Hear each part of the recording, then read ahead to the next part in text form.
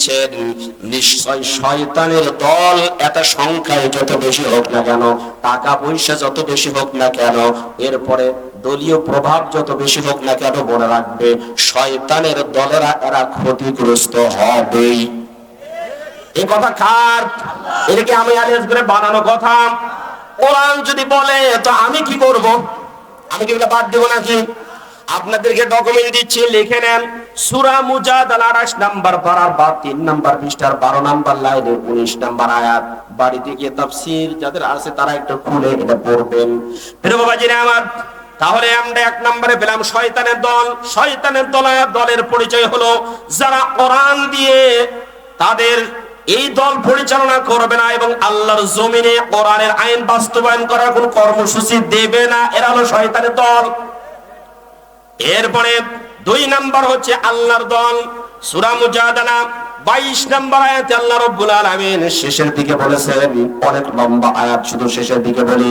রাব্বুল আলামিন তিনি বলছেন, আলা ইন্না হিজবাল্লাহি হুমুল মুফলিহুন। আল্লাহু আকবার।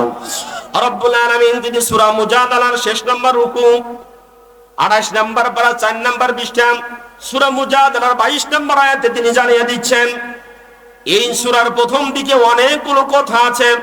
এই কথাগুলোর মধ্যে বলছেন যারা আল্লাহ এবং তার রাসূলের আইনের বিরোধিতা করবে তারা কোনোদিন মুমিন হতে পারে না। ভাইরা আমার, যারা প্রকৃত মুমিন তারা কোনোদিন আল্লাহ এবং তার রাসূলের বিরোধিতা করতে পারে না। প্রিয় বন্ধুগণ আমার, বরং যারা আল্লাহ এবং তার রাসূলকে ভালোবাসেন এই সমস্ত ব্যক্তিগুলো যুদ্ধের ময়দানে গেলে সেখানে দেখবে না কে আমার আপন কে পর, শুধুমাত্র দেখবে কে কাফের আর কে মুসলমান, এটা দেখবে। এই আয়াতটা নাজিল হওয়ার পিছনে একটা শানে নজুল আছে। আবু উবাইদা ইবনুল জাররাহ রাদিয়াল্লাহু তাআলা আনহু একজন সাহাবী ছিলেন। উনি তার বাবার নামে পরিচিতি লাভ না করে তিনি তার দাদার নামে পরিচিতি লাভ করেছেন। এর কারণ হিসেবে মুফাসসির ইকরাম লিখেছেন তাফসীরে মাআরিফুল কোরআন খুলে দেখবেন। প্রিয় ভাইরা আমার, খেয়াল করেন তো, যুদ্ধের ময়দানে গেছেন, সন্তান মুসলমানের পক্ষে, বাবা কাফেরের দলে, দুইজন মুখোমুখি হয়ে গেছে। সন্তান যেই মুহূর্তে দেখেছেন তার বাবা অ্যাগ্রেসিভ অবস্থায়, আক্রমণাত্মক অবস্থায় তাকে হত্যা করার জন্য সামনে দিকে আসছে, সন্তান বিন্দু মাত্র বিলম্ব করেন নাই, সাথে সাথে তরবারি নিয়ে বাপের কাল্লা কেটে দিয়ে জাহান্নামে পাঠিয়ে দিয়েছেন। প্রিয় ভাইরা আমার, যুদ্ধের ময়দানে সন্তান তার বাবাকে হত্যা করে দিয়েছে। এই যখন হত্যা করে দিল, রব্বুল আলামিন এই সাহাবীর ব্যাপারে আয়াত কারিমা নাযিল করলেন। অনেকগুলো কথা এখানে আছে, এত দূরে যাচ্ছি না, শুধুমাত্র এতটুকু বললেন যারা আল্লাহর জমিনে দ্বীন কায়েম করার জন্য আন্দোলন করবে, কোরআনুল কারীমের আইন বাস্তবায়ন করার জন্য আন্দোলন করবে, এরা হলো আল্লাহর দল। জোরে বলেন, কার দল? আর আল্লাহর দল যারা হবে এদেরকে যত জুলুম নির্যাতন করুক না কেন, এমনকি আয়না ঘরে রাখুক আর এই জেলখানার মধ্যে নিয়ে ফাঁসির ছেলে রাখুক, যেইখানায় রাখুক না কেন, এদেরকে কোনোদিন দমাতে পারবে না, এদেরকে নিঃশেষ করতে পারবে না। তার প্রমাণ হলো বিগত 15 বছরে এত জুলুম নির্যাতন করেছে। বলেন তো, ইসলামী দলের লোকদেরকে পৃথিবীর জমিন থেকে কি বিতাড়িত করতে পেরেছে? আরো জোরে বলেন, পেরেছে না? তাদের অফিস ছিল না, বসতে দেয় নাই, এক জায়গাতে হতে দেয় নাই। কোরআনুল কারীম পড়লেই তারা বলতো যে এটা জঙ্গি। আরো জোরে বলেন। বিশ্ববিদ্যালয়ে পড়ার সময় এরা খেয়াল করতো কোন ছেলেটা ফজরের নামাজ পড়তে যায়, মনে করবে এটা শিবির, এরা টার্গেট করতো। এরপরে আমরা বিশ্ববিদ্যালয়ে যখন পড়তাম এই সময় আমাদের অনেক ফ্রেন্ড ছিল, এরা ছাত্র শিবির করতো, কিন্তু তাদের পড়ার টেবিলের সামনে একটা সিগারেটের প্যাকেট রাখতো। এই সিগারেট খাইতো না তা না, সিগারেট খাইতো না, বরং সিগারেটের প্যাকেট দেখলে ওরা মনে করতো না শিবির তো সিগারেট খায় না, এজন্য কৌশল করে ওখানে সিগারেটের প্যাকেট রাখতো। ভাইরা আমার, আমি যদি গল্প বলতে যাই অনেকখানি সময় লাগবে। আমাকেও একবার রিমান্ডে নিয়েছিল, ইতিহাসের দিকে যাচ্ছি না, খুব ভালো মতো খেয়াল করেন। তারা অনেক ষড়যন্ত্র করেছিল ইসলামটাকে নিশ্চিহ্ন করে দেওয়ার জন্য, কিন্তু না, বাংলার জমিন থেকে ইসলাম ওলাদেরকে, তাওহীদবাদী মুসলমানদেরকে এই জমিন থেকে বিতাড়িত করতে পারেন নাই। রব্বুল আলামিন তিনি বললেন যারা আল্লাহর দল হবে ওদের উপর যতই জুলুম নির্যাতন করুক না কেন, পরিশেষে ওরাই বিজয় হবে।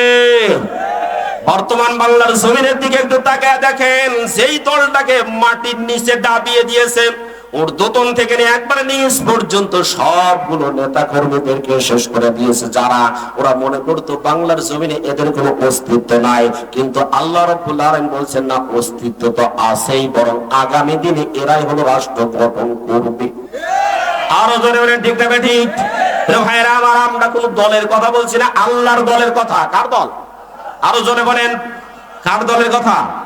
আল্লাহর দলের কথা বলার পরে যদি কারো ভিতরে কেমন কেমন লাগে, তোটা আবু জেহেলও লাগতো। সুতরাং আমরা এরা চাই আবু জেহেল যেন আমরা কেউ না হই, আমরা যেন আবু বকর হই, আমরা যেন ওমর হই। কারণ ওমর রাদিয়াল্লাহু তাআলা আনহুর সামনে যখনই কোরআনের কোনো আয়াত নাযিল হতো, কোনো বিধান নাযিল হতো, সাথে সাথে মাথা নিচুর দিকে দিয়ে দিতেন, কোনো ধরনের কথা বলতেন না। প্রিয় বাবাজিরা আমার, তাহলে আমরা দল পেলাম কয়টা? আরো জোরে বলেন।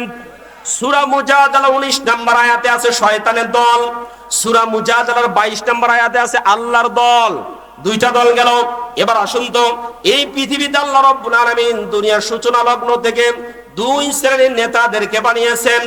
এক শ্রেণীর নেতা, এদের পরিচয় কোরআনুল কারীম সূরা কসসের মধ্যে রব্বুল আলামিন এভাবে দিয়েছেন, ওয়াজআলনাহুম আইম্মাতান ইয়াদউনা ইলান নারি ওয়া ইয়াউমাল কিয়ামাতি লা ইনসুরুন। রব্বুল আলামিন সূরা কসস 20 নম্বর পারা 9 নম্বর 20 কসসের 41 নম্বর আয়াতে জানিয়ে দিলেন, আর আমি তাদেরকে নেতা বানিয়েছি। তাদেরকে বলতে এখানে এই জায়গাতে একটুখানি বোঝার জন্য বলি, হামান, কারুন, ফেরাউন নাম জানা আছে? হামান, কারুন, ফেরাউন, এদেরকে আল্লাহ নেতা বানিয়েছে। এই নেতাদের বৈশিষ্ট্য হলো ইয়াদউনা ইলান নার, এরা দাআ, ইয়াদউ মানে আহ্বান করা, এটা ফি'লে মুজারে সিগা। ভবিষ্যৎ এবং বর্তমান দুইটা কালের মধ্যে রয়েছে, প্রেজেন্ট এবং ফিউচার দুইটা কালই রয়েছে এর মধ্যে। এরা ডাকছে এবং ভবিষ্যতেও ডাকবে। তার মানে বোঝা গেল হামান, কারুন, ফেরাউনদের মতো নেতা পৃথিবীতে এখনো আছে। আছে না নাই? নলে এখানে ফেলে বুঝার দিলেন কেন? নলে মাঝি দিতেন, ইয়াদউনা দিয়ে দাও শব্দ দিতেন, তারা ডেকেছে। ভবিষ্যতে আর এগুলো নেতা আসবে না, কিন্তু আল্লাহ জানে এরা ভবিষ্যতে আসবে, বর্তমানেও থাকবে, ভবিষ্যতেও আসবে। এই জন্য ইয়াদউনা সিগারা মুজারে সিগারা দিয়েছেন। ইয়াদউনা ইলান নার, নার মানে আগুন, জাহান্নাম। ওই সমস্ত নেতাগুলো তাদেরকে জাহান্নামের দিকে আহ্বান করছে।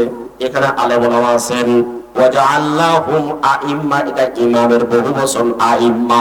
ইমাম মানে নেতা, ইমামের বহুবচন হলো আইম্মা। এই নেতা ইমাম বলতে শুধু মসজিদের ইমাম না, ইমাম অনেক প্রকারের রয়েছে। যিনি গ্রামের মাতব্বার হ্যান্ডেলিং করে তাকে ইমাম বলা হয়, গ্রামের ইমাম। যিনি ইউনিয়ন পরিষদ হ্যান্ডেলিং করে তাকে ইউনিয়ন পরিষদের ইমাম বা চেয়ারম্যান বলে। যিনি উপজেলা হ্যান্ডেলিং করেন তাকে উপজেলার চেয়ারম্যান বা উপজেলার ইমাম বলে। যিনি কয়েকটা উপজেলা মিলে অথবা কয়েকটা থানা মিলে সবগুলো মানুষকে হ্যান্ডেলিং করেন, ওনাকে এমপি বা ইমাম, এলাকার এমপি বা ইমাম বলা হয়। যিনি রাষ্ট্র পরিচালনা করেন তাকে রাষ্ট্রের ইমাম বলা হয়। আপনারা শুনেছেন, সাবাতুন জিল্লুহুমুল্লাহু ফি জিল্লিহি ইয়াওমা লা জিল্লা ইল্লা জিল্লুহু, ইমামুল আদিলুন। কিয়ামতের ময়দানে যখন কোনো ধরনের ছায়া থাকবে না, ওই সময় আল্লাহ রাব্বুল আলামিন তার আরশের নিচে 7 শ্রেণীর মানুষদেরকে ছায়া দিবেন। এর মধ্যে 1 নম্বরে আছে ইমামুল আদিল, ন্যায়পরায়ণ বাদশা।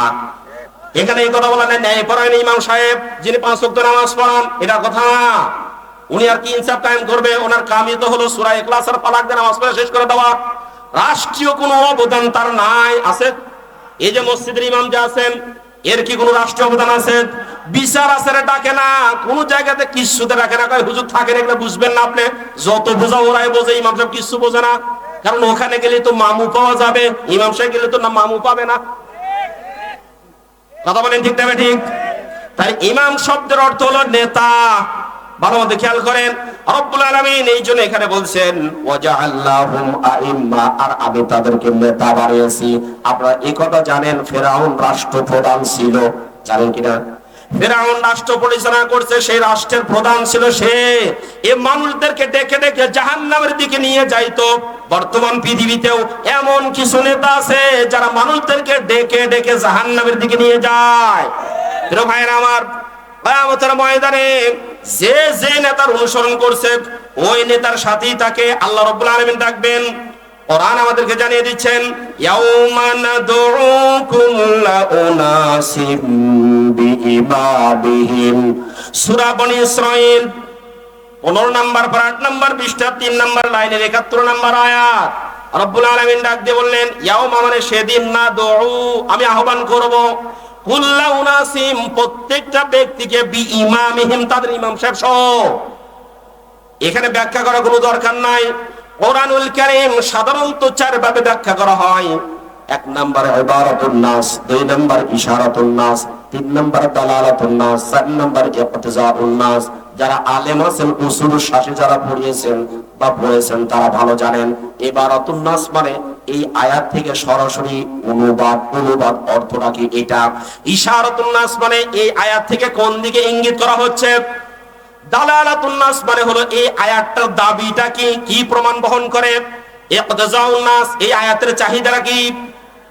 এই 4 ভাবে কোরআনুল কারীম ব্যাখ্যা করা লাগে। 4 ভাবে যদি ব্যাখ্যা করেন দেখবেন আপনাকে আমাকে আর তারা ভালো কিছু দেবে না, বিরিয়ানি দেবে না, বরং দেখবেন বংশ থেকে তাড়িয়ে দিবে। কথা কয় না, আছে না নাই? সব জায়গাতে আছে, খুব ভালো মতো খেয়াল করেন। ওরা যতই তাড়িয়ে দিক না কেন কোরআনুল কারীমের কথা বলতেই থাকবো। আরো জোরে বলেন ঠিক না ঠিক? প্রিয় বাবাজিরা আমার, কিয়ামতের ময়দানে আল্লাহ রাব্বুল আলামিন এই সমস্ত মানুষদেরকে তাদের ইমাম সাহেব সহ ডাকবেন। যাই হোক, আমরা ওইদিকে যাই। তাহলে হামান, কারুন, ফিরআউন এরাও নেতা ছিল। এরা মানুষদেরকে ডেকে ডেকে জাহান্নামে নিয়ে যেত। পক্ষান্তরে